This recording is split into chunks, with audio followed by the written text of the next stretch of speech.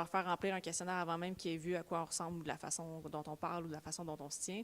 Donc, c'est totalement objectif. Ensuite de ça, on rentre dans la classe, on leur explique un peu le fonctionnement, comment va se dérouler la séance. Donc, on leur parle aussi de la recherche. On se présente personnellement, chacun des deux intervenants. Ensuite, on leur laisse la période au complet pour nous poser toutes les questions auxquelles ils veulent des réponses. N'importe quel sujet sur lequel ils sont curieux. Et à la fin, on prend un autre 10 minutes, en fait, pour compléter la deuxième partie du questionnaire, qui est sensiblement la même que la première partie, avec un volet plus commentaire aussi, pour qu'on puisse voir, en fait, l'impact là, de notre intervention immédiatement après que ça se soit déroulé.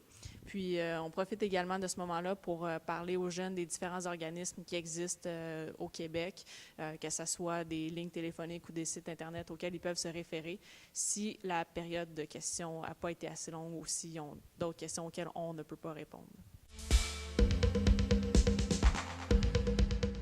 Bon, mon impression en général, on avait un peu plus de craintes au sujet du déroulement.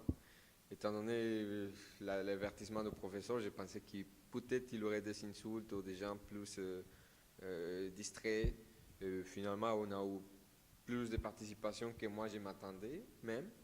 Et des questions quand même bien formulées que j'ai trouvé ça un peu étrange. Parce que d'habitude, les questions, ils sortent comme toutes croches. Là, on a eu des questions vraiment directes. Et il n'y a pas touché des sujets sensibles. On n'a pas parlé de sexualité, on n'a pas parlé des relations. On a d'habitude la question de c'est qui fait l'homme, c'est qui fait la fille. Ça, c'est super commun. Et il n'y a pas été là aujourd'hui. Alors, on n'a pas pu parler de ça, même si on avait ouvert quelques portes, puis les élèves n'ont pas touché à ce sujet. Mais par contre, bon, c'était un groupe multiethnique. Et ça, c'est quelque chose que je trouve aussi intéressant parce que ça change beaucoup la façon d'interagir.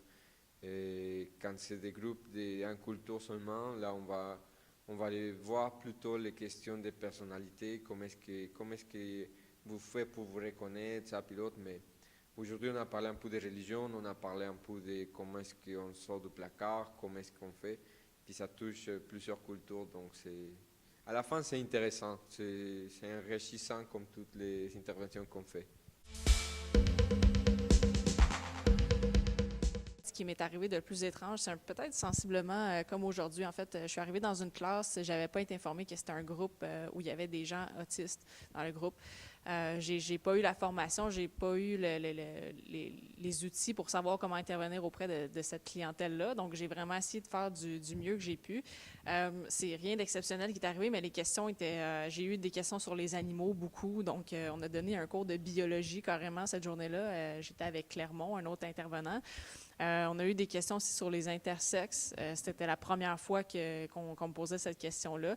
Mais j'avoue que c'est quelque chose qui peut prendre un peu au dépourvu là, quand on n'a pas les notions nécessaires ou la façon de l'expliquer à une clientèle qui comprend peut-être pas non plus ni la question qu'il pose ni la réponse. Après ma formation, je suis là, puis il y a un enfant qui dit écoutez, est-ce que vous êtes conscient qu'à cause de vous, les gays, on va dire, et la population du monde pourrait diminuer, puis on pourrait disparaître.